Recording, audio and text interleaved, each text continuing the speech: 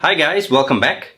Today we're going to talk about two different theories of social change. That is an inclusive approach versus an exclusive approach, right? So obviously these things are antipodal or against each other.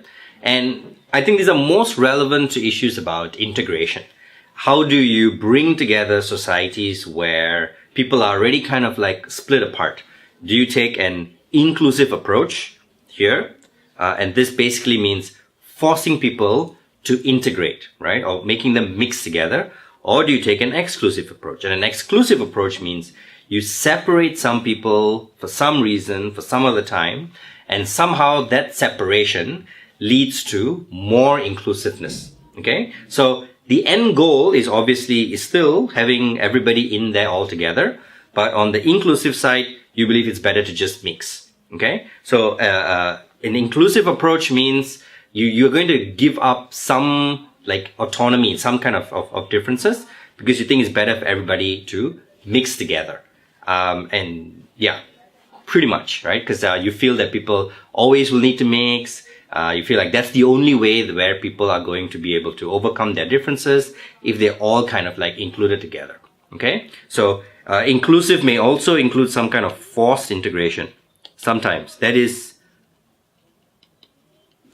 more inclusive. On an inclusive approach, you don't always have to defend assimilation, but you should be able to if you need to, right? So those who are inclusive, slightly, it's not that you don't want any kind of diversity and you feel like diversity can still exist, but you prioritize equality over diversity to ultimate diversity, all right?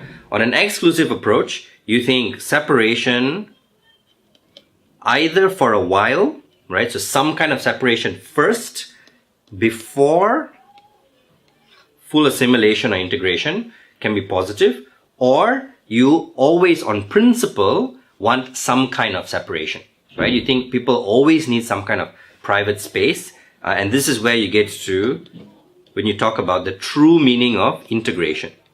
What exactly does it mean to be integrated? Does integration mean everybody becomes the same? Or does integration mean people can maintain some differences, but we just are really close and we hang out together all the time? Okay, let's look at some examples to get this concept. So these are three motions I think highlight this clash. They highlight other issues as well, but they all primarily will come to some of these areas of clash, right?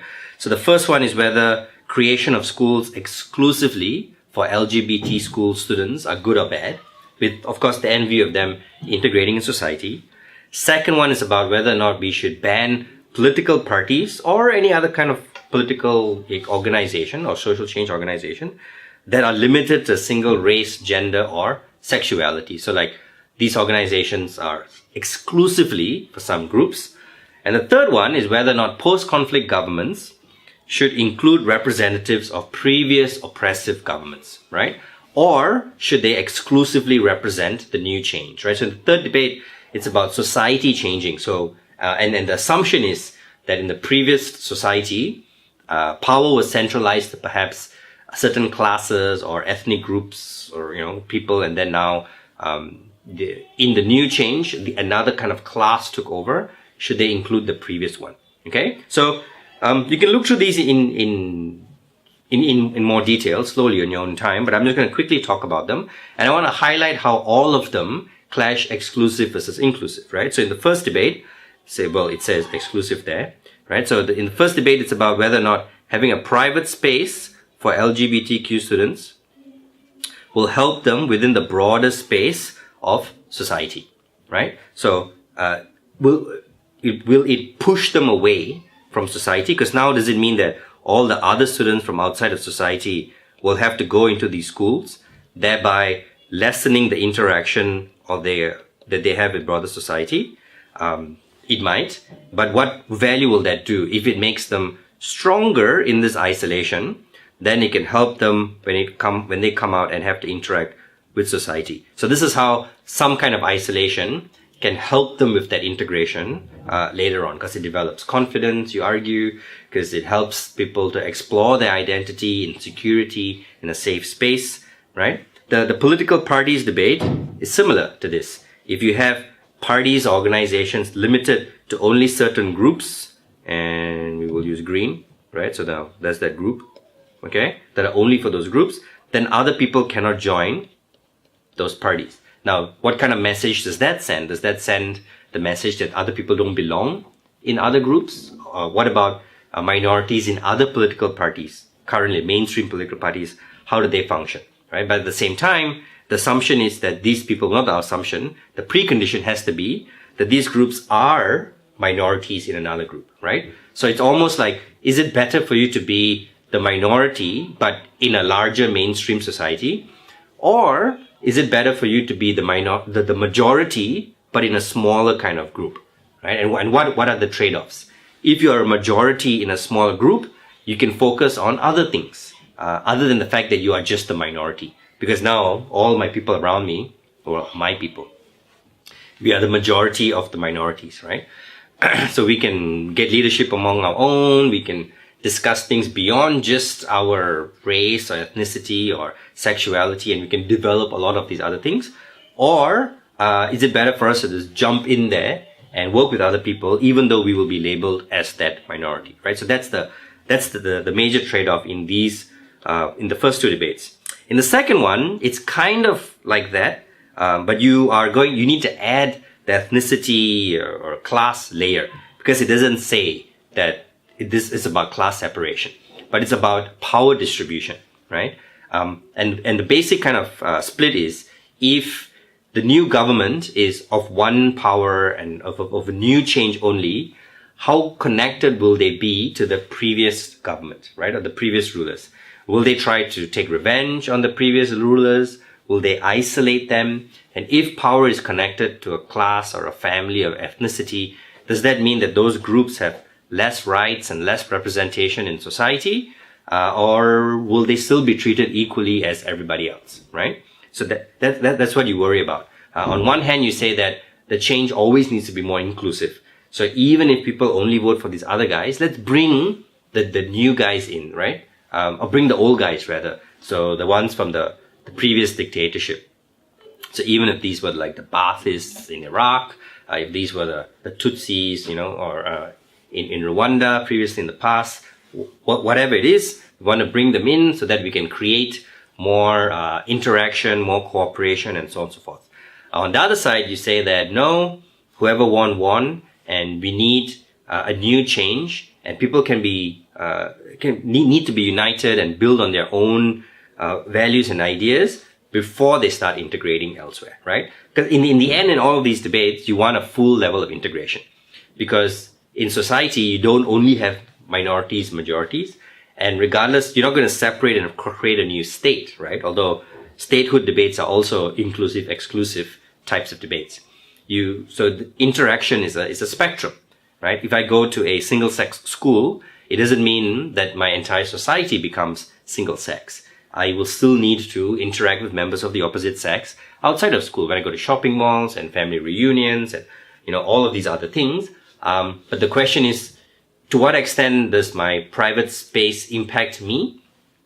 And does that help my interaction outside of that, right? And you can also talk about the quality of that private space. Why this private space, right? What happens in that private space? What happens in school that helps you develop later? Or why is this exclusion important in this area, in school or in government or somewhere else, right? So again, that context setting becomes very, very important. Okay, so let's look at one of these debates in far more detail. And I've chosen the political parties debate because I really like this political parties debate, and I think it's an important debate to have for many people. Right, so this house would ban political parties, organizations limited to a single race, right? So now there'll be a lot of other debates about issues here with banning. Is banning good or bad, and so on and so forth. I'm not going to go into those things in that much detail, but I want to focus on the inclusive, exclusive framework. Okay, so try to think from that inclusive, exclusive approach. You get some other ideas as well, but primarily from the inclusive, exclusive approach, right? So firstly, how do we set this up? And in terms of definition, I think take it pretty straightforward. The only thing you really need to define that much is how do you determine when that political parties is limited to a single race, gender, or sexuality, right? And the reason why this debate is broad, because it's not really focused on why one of these things is bad than the other, but basically limiting on some kind of innate, biological, non-changeable, non-alterable characteristic of yourself is bad. Okay, so if you get a question from the opposition about what other kind of biological characteristic, you'll have to say yes to that, but not an ideological, characteristic, because ideas can change, right? So I can't change my race, but I can change that whether I'm a Democrat, Republican, Socialist, so on and so forth. Okay, so in terms of the setup definition, you need to talk about that. I think you should also talk about the context of the countries where this is happening. So obviously you want to talk about multi-ethnic, diverse countries. The countries that are more diverse, the better, right? And I think it's in a country that isn't very diverse, it's not going to happen. So obviously you'll have gender, and if people are setting up parties based on their sexuality, then that is an issue in that country. You can also throw in the fact that these groups may or may not face some kind of discrimination. And in the long run, the goal is to create some kind of integration. So the debate is about how to integrate that society in the long run, right? So we're in government. We're going to take a inclusive approach, and we think that exclusion just leads to more and more and more exclusion, and everybody will fall apart, right? Everybody finds their own little private space and not want to hang out with everyone else in one party, and that's really, really bad. Everybody should be partying together, right? That's your inclusive approach. So the position here is that it harms the long-term integration. And I think this long-term is a good strategy, because when we take an inclusive approach, and if you concede that right now, maybe people are not so happy, you want to argue a trade-off. You want to say why, right now it's going to be a little bit difficult, but in the long run, it's going to be better. Versus on the other side, in the long run, you're going to create permanent differences. And this is a classic argument when it comes to inclusive versus exclusive. Okay? So that's it, I think. Let's go on to arguments. I've come up with 3. Firstly, that it encourages the idea that advocacy and representation should be self-centered, right? And what I mean by this is that you should only represent yourself, things that are to do with you. So if I'm brown, then I should look out for brown issues, and I need to only advocate for myself. Secondly, it reduces interaction and positive conflict. So I'm trying to, by using the positive conflict term there, I'm trying to do 2 things. I'm trying to take a counterintuitive argument, I'm trying to make a counterintuitive argument. I'm going to say that some of this conflict can be positive, but I'm also coming to terms with it, right? I'm saying, yes, there's going to be some kind of conflict, and I think it's good.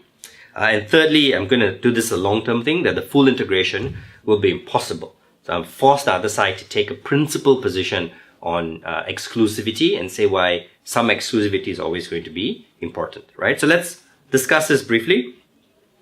So firstly, that the advocacy and representation should be self-centered.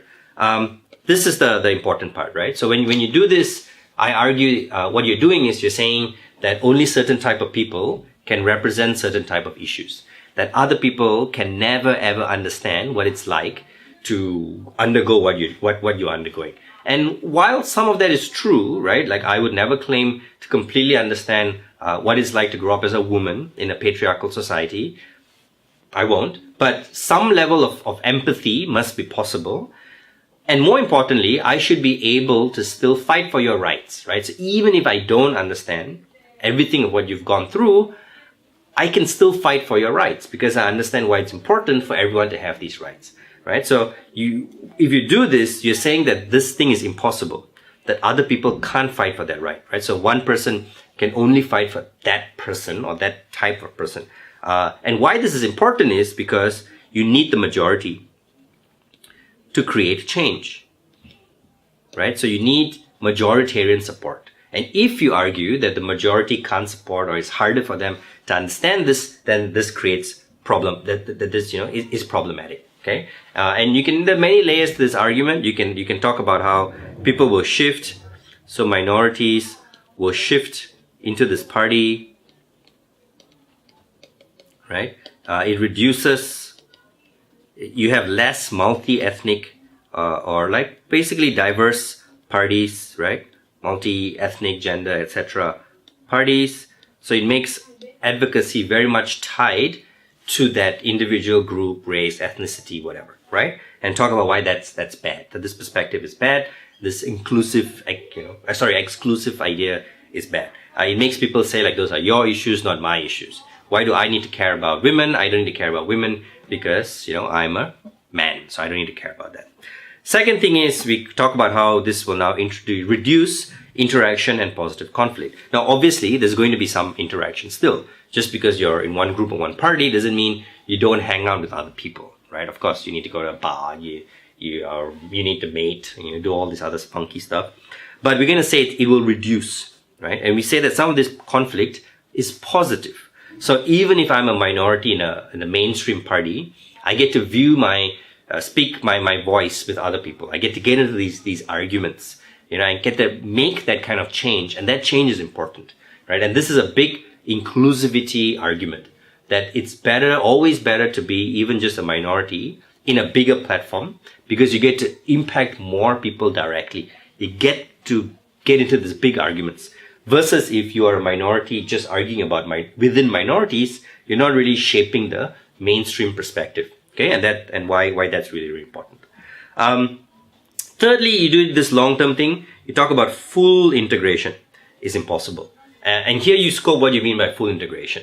And you can do some context setting from the start of the debate, right? You can say the 1v1 is a society where everybody is, free to be themselves, not viewed on by their race or their gender or sexuality, but judged by their ideas, right? So to achieve that kind of society, we can't label people by their physical, biological characteristics. It's kind of counterintuitive. So if you do this, the full integration will always be impossible. Because even if people achieve change, so let's say you're successful and this race-based party creates some change, then what you're doing is only entrenching the idea that I need race-based parties in order to create change, right? And I'm never going to break away from this race-based idea, because it was this race-based party that saved the world, created my peace and utopia at the end of the day, right? So the full integration is always going to be impossible if you take this exclusive approach, okay?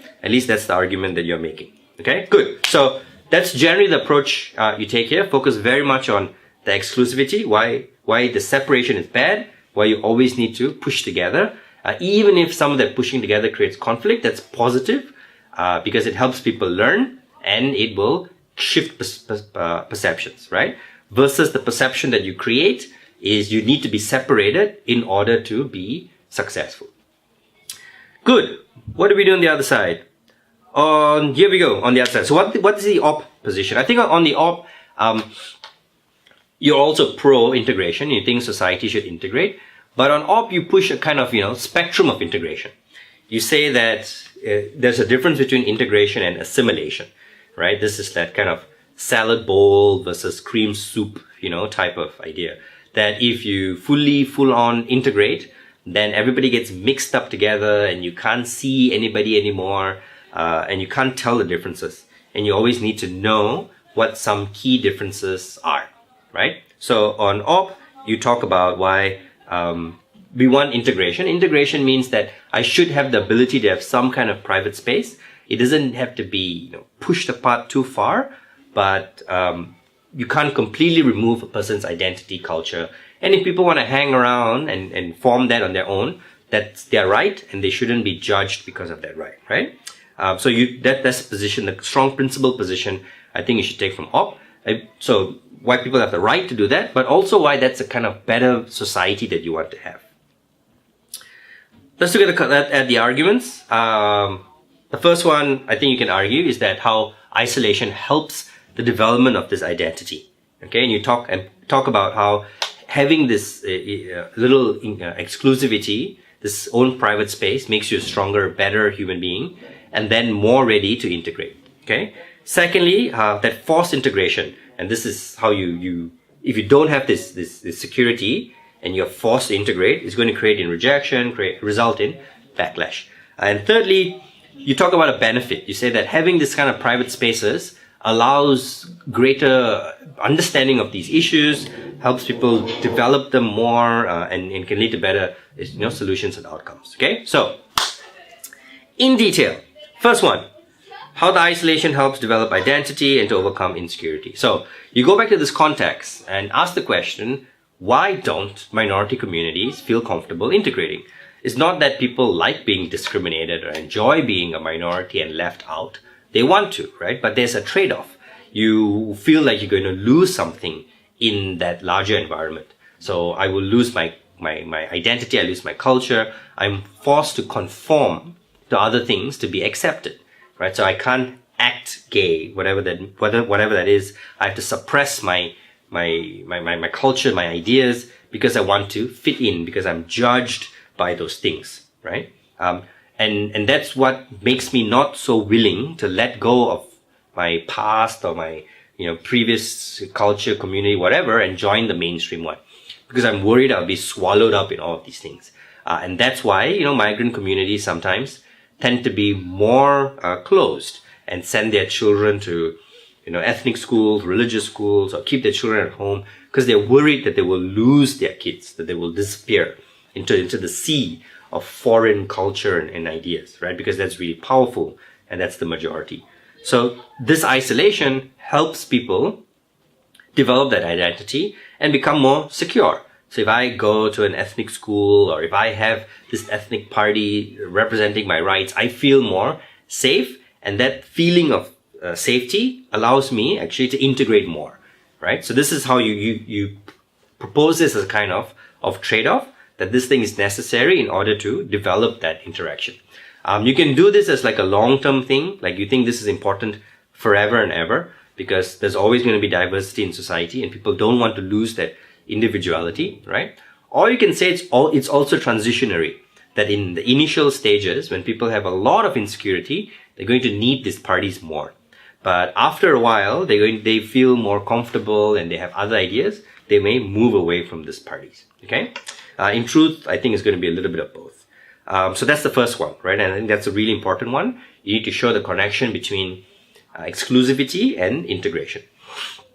Secondly, talk about forced integration and talk about rejection and backlash, right? So if you go back to your context, the all-important context, say that how are these communities going to react, right? If you ban their parties, if you ban these organizations, it doesn't mean I'm going to forcibly interact now that I can't have my, single ethnic, gender, sexuality party, the minority, then I'm going to suddenly love everybody. No, it's going to increase my oppression and removal of rights, right?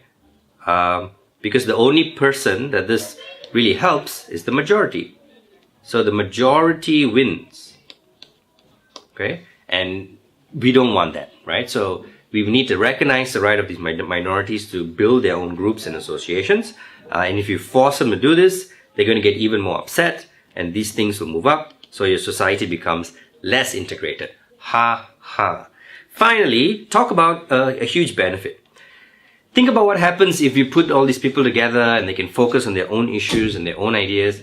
We think that's going to result to a lot more in-depth conversation, discussion, beyond the things that identify them superficially, right? So if I'm in an LGBT school, for example, or if I'm in a single issue ethnic party, I'm going to focus a lot more on what makes me me within this issue and idea, and how this can impact other things, right? So my ability to discuss my culture and my ideas, and then find issues that are relevant to me and advocate around them and solve them.